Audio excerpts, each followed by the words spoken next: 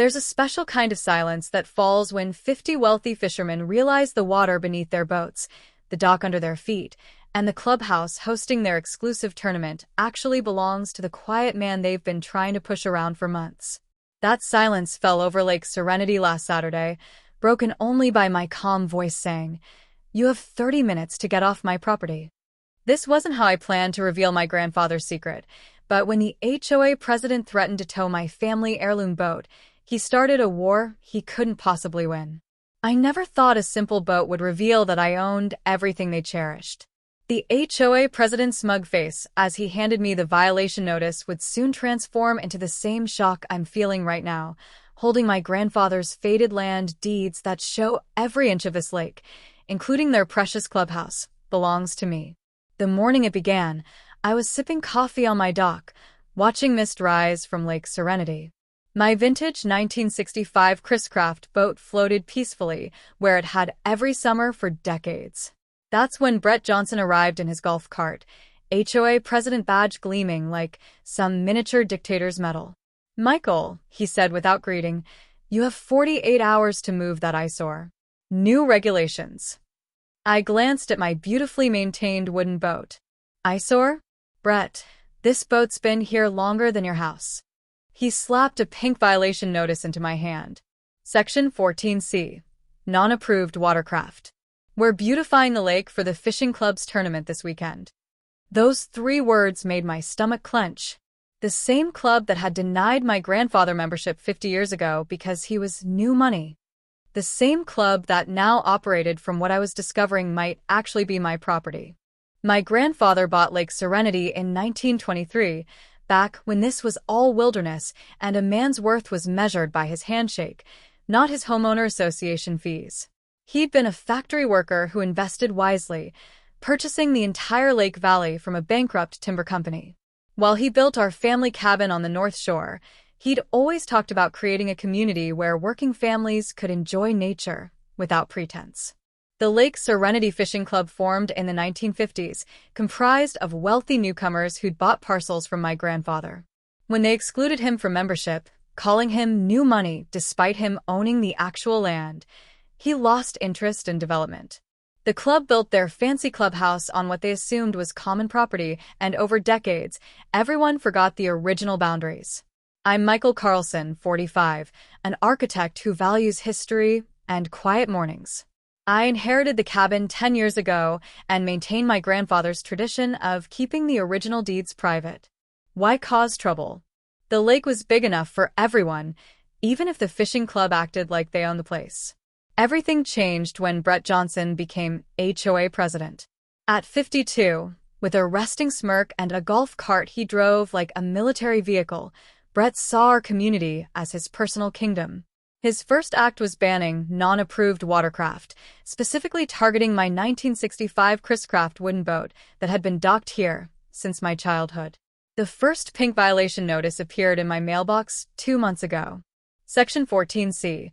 Non-approved watercraft must be removed from common areas within 48 hours. I found Brett by the community dock. "There's been a mistake," I said, showing him the notice. "My boat's been here 40 years. He didn't even look at the paper. "New regulations, Michael. That wooden eyesore doesn't meet community standards. We're beautifying for the fishing club's annual tournament." Eyesore. I gestured toward the lovingly maintained Chris Craft. This boat won awards at classic boat shows. Not the point. His smile was all teeth. "Move it by Friday or we tow it. And we're suspending your lake access until you comply." That's when I remembered my grandfather's stories about the original land purchase. That evening, I climbed into the cabin's attic, dust floating in the late sunbeams like forgotten memories. Beneath my grandmother's quilted blankets, I found the metal chest containing our family history.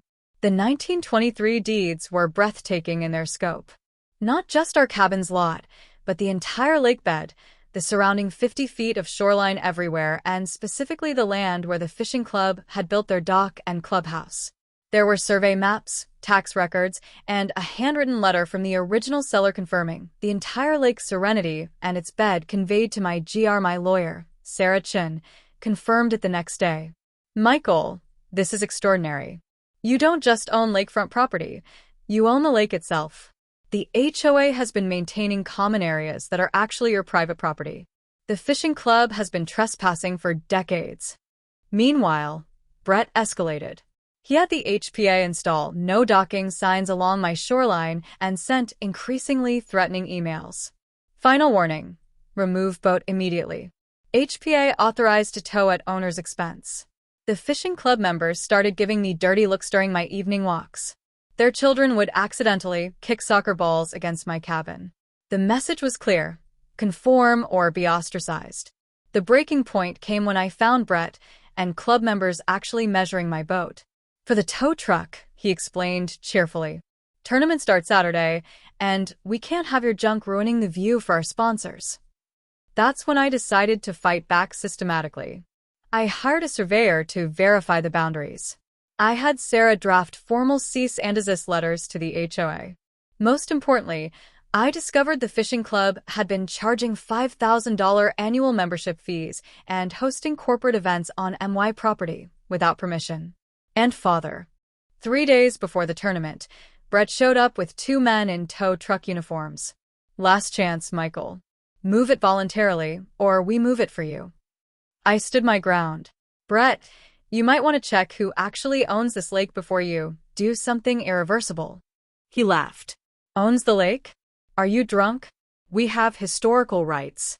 Adverse possession. That legal term told me everything. He knew their position was weak, but he was bluffing. Adverse possession requires 20 years of exclusive, continuous use, without permission. My grandfather gave written permission in 1985. His smile faltered for the first time. What permission? I handed him a photocopy from the chest. A 1985 letter from my grandfather to the original fishing club president granting temporary revocable permission for dock access. They'd framed it as some kind of victory back then. Now it was their legal undoing. The tow truck guys left awkwardly. Brett's face was thunderous. This isn't over, Carlson. We're filing an injunction. The next morning, I found my boat padlocked to the dock with a heavy chain. A new notice, impounded for violation of community standards. That's when I decided their education about property rights needed to be more public and humiliating. Tournament morning dawned perfectly clear.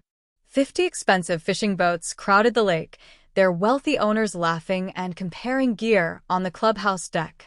Corporate banners hung everywhere.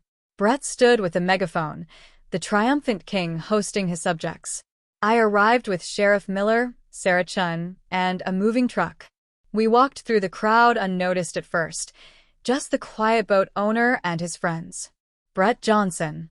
I called across the chatter. The crowd quieted, turning toward us.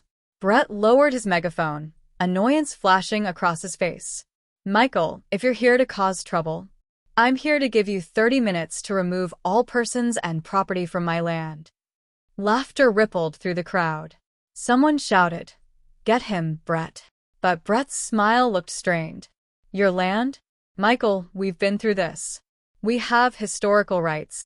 That's when Sheriff Miller stepped forward, his uniform commanding instant respect. Mr. Johnson, I have here court orders confirming Mr. Carlson owns this entire lakefront, including the structure you're standing on. You and everyone here are trespassing. The silence was so profound you could hear the water lapping against docks 100 yards away. Sarah unfolded the eviction notice. The Lake Serenity Fishing Club has 48 hours to vacate permanently. All structures on Mr. Carlson's property will be removed starting Monday. Brett's face went through an incredible transformation, smug confidence to confusion to pale shock to purple rage. You can't do this. We have permits. Historical presence. We've maintained this land for 30 years. I walked to the clubhouse entrance, where careful scraping the night before had revealed my grandfather's name carved into the foundation stone. My grandfather built this place's foundation. Your club excluded him. Now you're excluding me from my own property. I turned to the stunned fishermen, many of whom I'd known for years. Ladies and gentlemen, due to the HOA's refusal to respect property rights, this lake is now closed indefinitely. Please gather your personal belongings and vacate my property. Chaos erupted. Our tournament. We paid thousands. This is outrageous. Brett charged toward me. You'll regret this, Carlson. I'll bankrupt you with lawsuits. Sheriff Miller stepped between us. I'd advise against threats, Mr. Johnson. The court the following week was pure chaos, the satisfying kind. Local news picked up the Lake War, as they called it. Reporters dug into the historical documents, painting my grandfather as a visionary and the fishing club as elitist bullies. The HOA emergency meeting ended with Brett's resignation. 3 board members quit alongside him. The remaining members voted to dissolve the HOA entirely, recognizing they'd been operating beyond their authority for years. The fishing club formally dissolved after 53 years of existence. Members demanded refunds of their annual fees, creating lawsuits that would keep Brett busy for years. But the true victory came quietly, in unexpected ways, has spoken. Elderly Mr. Peterson, who'd been a fishing club member since 1978, approached me one evening. "Michael," he said, voice trembling, "we never knew about your grandfather's exclusion. The club founders told us he didn't want to join. We were wrong." Other former members came forward with similar stories. The historical truth, buried for generations, finally surfaced. My grandfather hadn't been snubbed. He'd been systematically excluded by people who wanted his land without his presence. I made a decision then. After the clubhouse demolition, I built a simple community dock open to all residents. The new Lake Serenity Community Trust replaced the HOA, with rules focused on inclusion rather than exclusion.